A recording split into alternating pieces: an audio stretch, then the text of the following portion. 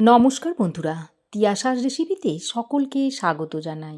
আজ হাজির হয়েছি বাঁধাকপির একটা দুর্দান্ত স্বাদের ঝালের রেসিপি নিয়ে, যেটা গরম গরম ভাত, রুটি, পরোটা সব কিছুর সঙ্গেই খেতে পারবেন। আশা করছি রেসিপিটা আপনাদের খুবই ভালো লাগবে। তাহলে চলুন দেখে নেওয়া যাক রেসিপিটা। বাঁধাকপির এই রেসিপিটা তৈরি করার জন্য এখানে আমি একটা মাঝারি সাইজের বাঁধাকপিকে এরকম সরু সরু করে কুচিয়ে নিয়েছি। তারপর ভালো করে পরিষ্কার করে ধুয়ে নিয়েছি। বাঁধাকপিটাকে একটা কড়াইয়ের মধ্যে নিয়ে নিয়েছি। এবার আমি এই বাঁধাকপিতে দেওয়ার জন্য একটা আলু নিয়েছি। আলুর খোসাটাকে আমি ভালো করে ছাড়িয়ে নিয়েছি। এবার এই আলুটাকে কেটে নিতে হবে। এইভাবে আলুটাকে দুভাগ করার পর আলুটাকে এরকম একটু লম্বালম্বি করে কেটে নিচ্ছি। আমরা সাধারণত বাঁধাকপিতে একটু ডুমো ডুমো করে আর চৌকো করে আলু দিই। তো এই রান্নাটাতে এইভাবে একটু লম্বালম্বি করে আলুগুলোকে কেটে নিতে হবে। তো দেখুন আলুগুলোকে আমি এরকম একটু লম্বা করে কেটে নিয়েছি। আলু কেটে নেওয়ার পর এখানে আমি একটা পেঁয়াজকে কেটে নিচ্ছি। চাইলে আপনারা এখানে পেঁয়াজটা একটু বাড়িয়ে দিতে পারেন, তবে আমি এখানে একটা পেঁয়াজ নিয়েছি। এই রান্নাটা ঘরে থাকা সামান্য কয়েকটা মশলা দিয়েই তৈরি হয়ে যাবে। তবে এই রান্নাটাতে খুব একটা দামি মশলার ব্যবহার হবে না, আর এই মশলাটা আমাদের প্রত্যেকের ঘরেই কিন্তু থাকে। পেঁয়াজটা কেটে নেওয়ার পর এবার আমি টমেটোটাকেও কেটে নেব। টমেটোটাকেও একটু লম্বা লম্বা করে কেটে নেব। আমার এই আজকের ভিডিওটা যদি আপনাদের ভালো লাগে অবশ্যই একটা লাইক দেবেন, আর চ্যানেলে যদি নতুন হয়ে থাকেন তো চ্যানেলটিকে সাবস্ক্রাইব করার অনুরোধ রইল। এবার আমি কপির কড়াইটাকে সরাসরি গ্যাস ওভেনের মধ্যে বসিয়ে দিয়েছি। এবার আমি এই কপির উপরে একে একে সবজিগুলো দিয়ে দিচ্ছি। প্রথমে আমি কেটে রাখা আলুটাকে এইভাবে দিয়ে দিচ্ছি। তারপর দিয়ে দিচ্ছি কুচানো পেঁয়াজটা। এবার দিয়ে দিচ্ছি কেটে রাখা টমেটোগুলো।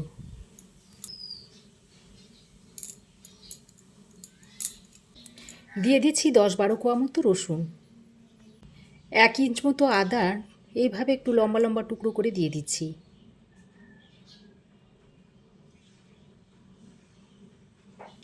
আর দিয়ে দিচ্ছি 2টো কাঁচা পাকা চেরা লঙ্কা। এবার আমি এর মধ্যে দিয়ে দিচ্ছি 1/2 টেবিল চামচ পরিমাণ সর্ষের তেল।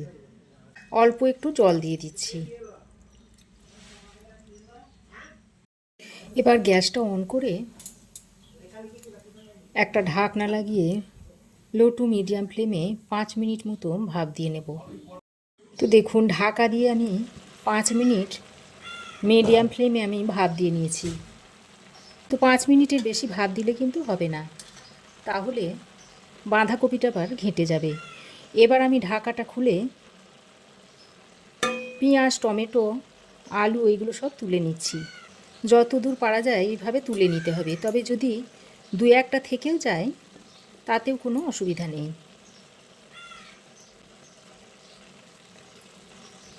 তো দেখুন আদা, রসুন, পেঁয়াজ, টমেটো, আলু সব কিছু আমি তুলে নিয়েছি।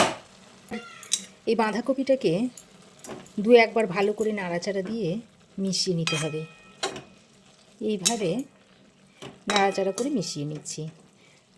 তো দেখুন বাঁধাকপিটা কিন্তু খুব বেশি সেদ্ধ করিনি, 5 মিনিট মতো সেদ্ধ করে নিয়েছি। আর খুব বেশি বাঁধাকপিটা সেদ্ধ করলে বাঁধাকপিটা ঘেঁটে যাবে, তখন আর খেতে ভালো লাগবে না। তো ভালো করে বাঁধাকপিটাকে নেড়ে চেড়ে মিশিয়ে নিয়ে গ্যাসের ফ্লেমটাকে বন্ধ করে ঢাকা দিয়ে আমি এটাকে ততক্ষণ রেখে দিচ্ছি।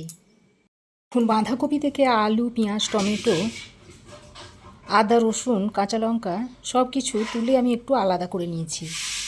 এবার আমি এই টমেটো থেকে অর্ধেকটা টমেটো তুলে নিচ্ছি। আর রসুন, কাঁচা লঙ্কা আর আদাটাকেও আমি তুলে নিয়েছি। পেঁয়াজ, আলু আর টমেটো এই তিনটেকে আমি একটু আলাদা করে নিয়েছি। এবার আমি যে রসুন, আদা, টমেটো আর কাঁচা লঙ্কাটা তুলে রেখেছিলাম সেটা একটা মিক্সিং জারের মধ্যে ভরে নিচ্ছি।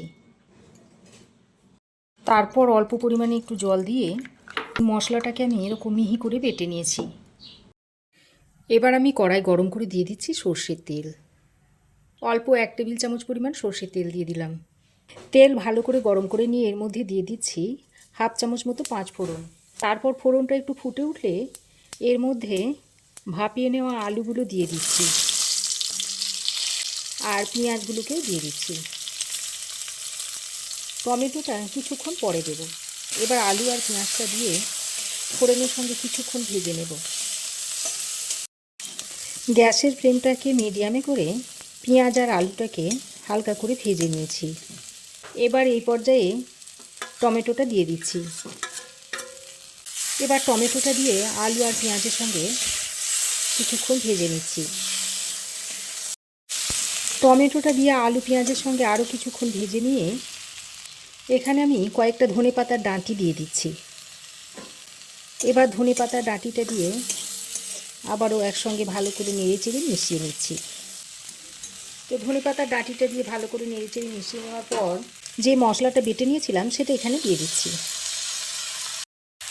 আর মিক্সিং জারের মধ্যে অল্প জল দিয়ে মশলাটা ধুয়ে এর মধ্যে দিয়ে দিচ্ছি। এবার আমি এর মধ্যে স্বাদ মতো নুনটা দিয়ে দিচ্ছি। পুরো তরকারির নুনটা এর মধ্যে দিয়ে দিলাম। হাফ চামচ মতো দিয়ে দিচ্ছি হলুদের গুঁড়ো, আর লাল লঙ্কার গুঁড়ো দিয়ে দিচ্ছি হাফ চামচ। এবার সব কিছুকে একসঙ্গে ভালো করে নেড়েচেড়ে কষিয়ে নিতে হবে। মশলাগুলো দিয়ে ভালো করে নেড়েচেড়ে মিশিয়ে নিয়ে এবার আমি একটু ঢাকা দিয়ে দিয়ে মশলা আর আলুগুলোকে কষিয়ে নিচ্ছি। কষাতে কষাতে এদিকে ততক্ষণে আমি একটা বাটির মধ্যে নিয়ে নিচ্ছি 1 চামচ মতো সর্ষে। এখানে আমি হাফ চামচ মতো হলুদ সর্ষে আর হাফ চামচ মতো কালো সর্ষে নিয়েছি। আর এই সর্ষেটাকে আমি নুন কাঁচা লঙ্কা ছাড়াই জল দিয়ে বেটে নিয়েছি। এদিকে দেখুন ঢাকা দিয়ে আমি 2-3 মিনিট মতো মশলাটা দিয়ে আলুর সঙ্গে ভালো করে কষিয়ে নিয়েছি। তো এবার আমি যে সর্ষেটা বেটে রেখেছিলাম সেটা এর মধ্যে দিয়ে দিচ্ছি।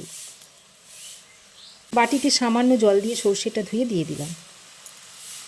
এবার সর্ষে বাটাটা দিয়ে আবারও মশলার সঙ্গে ভালো করে নেড়েচেড়ে মিশিয়ে নিচ্ছি। তো সর্ষে বাটাটা দিয়ে আরও 1-2 মিনিট আমি খুব ভালো করে কষিয়ে নিয়েছি।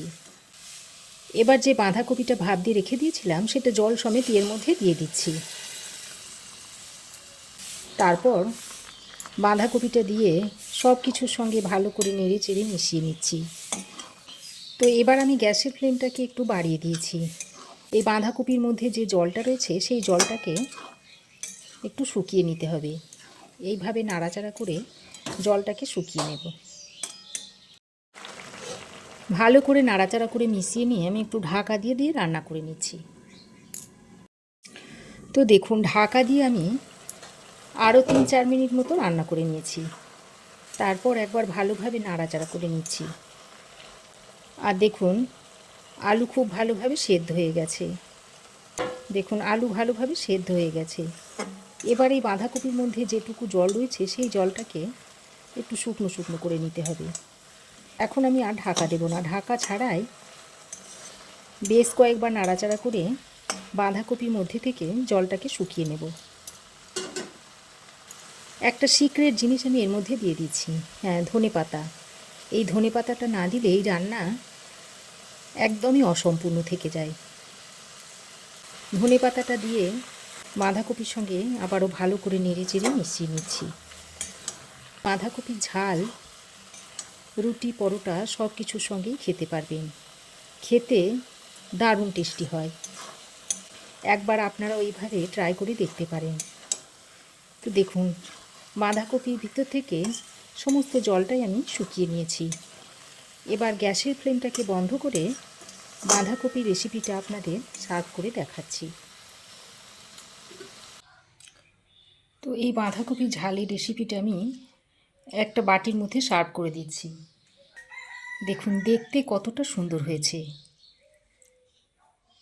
দেখতে যেমনই সুন্দর হয় খেতেও কিন্তু ঠিক তেমনই সুস্বাদু হয়। তো আপনারাও একবার এইভাবে বানিয়ে দেখতে পারেন। আর কেমন হয়েছে কমেন্ট সেকশনে এসে একটা কমেন্ট করে জানিয়ে দেবেন। তো আমার এই আজকের বাঁধাকপির ঝালের রেসিপি আপনাদের কেমন লাগলো অবশ্যই একটা কমেন্ট করে জানাবেন। ভালো লাগলে একটা লাইক ও শেয়ার করবেন। পাশে থাকা বেল আইকনটাও অবশ্যই প্রেস করে দেবেন।